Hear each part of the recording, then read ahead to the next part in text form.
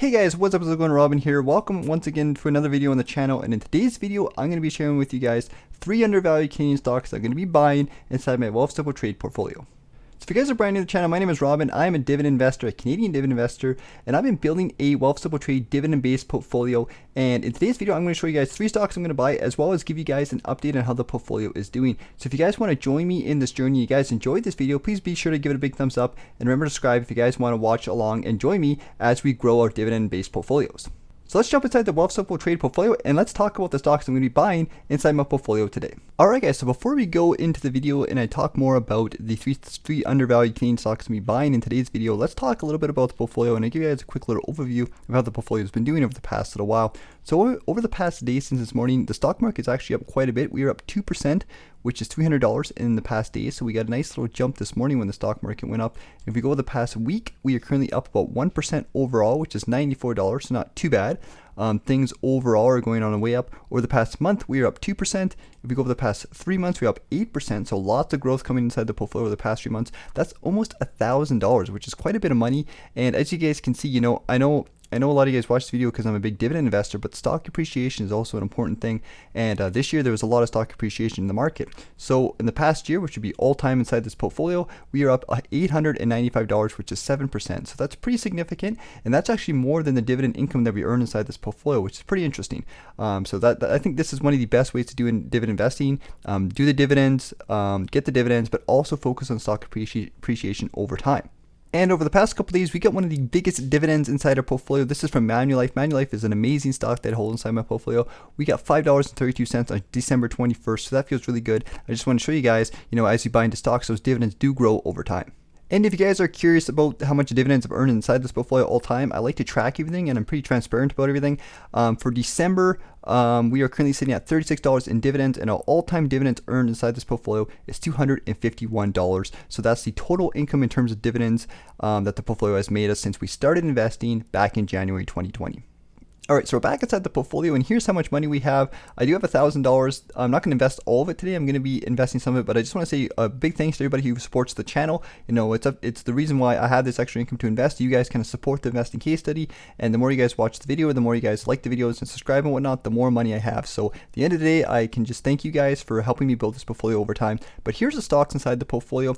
I'm not going to give you guys too much of an update, but you guys can just take a peek and see. You guys can pause the video if you want to see what I hold and whatnot. But the 3 stocks we're going to talk about today, the first one we're going to talk about is a REIT-based stock. And the reason why I think REITs are in a special place right now is because, there's been a couple announcements over the past couple days that, a lot of Ontario is locking down, right? So a lot of the big REITs like RioCan and whatnot are in Southern Ontario. So we will probably see a lot of the REITs drop in price. And we've seen that, as things opened up, the REITs kind of recovered. So stocks like RioCan or H&R REIT or any of the big Canadian REITs that are based out of like Southern Ontario or just like any place in Canada that's currently in a lockdown, a lot of them are kind of in this place where they're probably going to lose value really quickly. It's a bit of a risky play, of course, but RioCan cut their dividend to be able to sustain themselves just in case this happened. So I think this is a REIT that, has a lot of risk, obviously, but I think it's also in a prime condition to grow over time, and it does still have that monthly dividend. So if this stock kind of goes back down, I think it's going to provide us a good opportunity to buy in. So I'm definitely going to be buying RioCan as time goes on, and I think REITs are in a special place right now. It's hard to say what's going to happen going over the new year. They might recover, they might kind of dip down a bit, but I've had pretty good returns from RioCan and these REITs so far, so I think I'm just going to keep putting a little bit of money into them, and I think they're going to really recover well over the next couple years, and for anybody who continue to invest in them, we should see some significant gains. So just for some stats here, RioCan is currently down 36% year over year, suggesting that this company is very undervalued, and I think RioCan will do well as most of the REITs right now. Like a lot of them, like I said, they're kind of pushed down because everything's shut down, but the reality is they're worth more than what they're currently trading at. It's just they're obviously they're kind of riskier in the sense where they're a victim of the lockdowns and stuff like that. So today I'm going to be buying a couple shares of RioCan, so I'm going to put in an order to buy. I'm going to buy, I think, about $100 worth of RioCan today. So we're going to put that through. We're going to place that order. And the second stock that I'm going to be talking about is a more secure Canadian stock. It's actually one of the stocks I've been adding a lot inside this account. And it's one of my favorite stocks of all time, my favorite Canadian stocks. And that is none other than TD. So, if you guys are you know, you guys been following me around, you know that I love TD. I think TD is one of Canada's biggest banks. It's also one of Canada's fastest growing banks. They're outperforming a lot of the other banks right now, and you know they've had consistent growth for a long period of time, and they've also had really good dividend growth. So as a dividend investor, I think the stock is really great. It's currently down about 2.56% year over year, and over the past 5 years, it's had a growth of 30%. Now keep in mind, a lot of that was pushed down from this year, so we lost a year's worth of growth.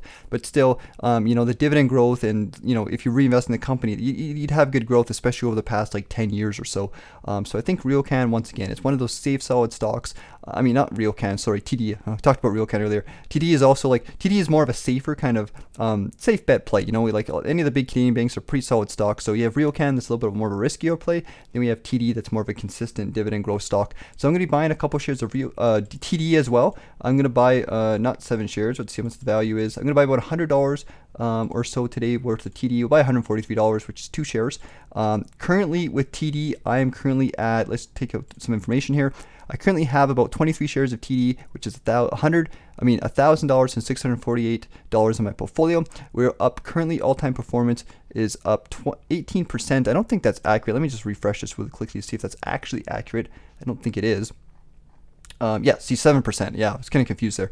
So we are up $116, which is 7% all time, and we've been investing into TD throughout the whole entire year. So we've had a bit of the ups and downs kind of thing, but I still think going into the future, the stock is going to grow quite well. And we bought a lot of TD at some nice cheap prices this year, so pretty happy about that. All right, so the last stock we're going to talk about today inside the portfolio is going to be a brand new stock I'm going to be adding inside this portfolio. It's been a stock I've been looking at for a while, and it's a nice stock because it's going to allow me to diversify, and that is CN Rail. So I'm going to type in CNR, which is the ticker for Canadian National Railway. This is a nice, cool company because, you know, they've been around forever. They have one of the fastest, like, they're growing really well. They're an essential service, you know, like Canada can't really operate without the railways and whatnot, you know, and they've done really well this year. You know, they recovered quite well. Now, obviously, they're trading pretty high. They're up 17% over the year. So I know their price is pretty high, and you might look at that, but I still think this company is going to grow, and they have a nice really cheap dividend yield. So if we go to CNR stock on, I'm just going to type it into Google here really quickly and we can take a peek here. The actual dividend yield is 1.64%. So this is a really small dividend yield in relation to the stock price. And you might look at, well, why do you want a 1.64% dividend yield? That's because they're currently in that growing phase. Like, they've been growing their dividend yield over 10% over the past couple of years, which is showing that if you invest now, you know, that dividend is going to really grow over the next maybe 5 to 10 years. So I think that this is why this company is a really good dividend-based company to invest into right now. And we might see some good stock appreciation as well as the company grows and whatnot. So obviously, once again, it is trading pretty high, and that might throw a lot of people off, and I understand that, but I still think, you know, if you go over the past 5 years, the stock is up 76%, which is absolutely phenomenal. Once again, for a company that is, you know, appreciating stock appreciation, but also vastly growing their dividends. So if you've been investing into CNR, you probably have some really crazy growth, especially if you've been taking advantage of reinvesting those dividends. So I still think, once again, this is a cool little stock. It's a nice little way for me to diversify my portfolio. So I'm going to be buying about 100 shares.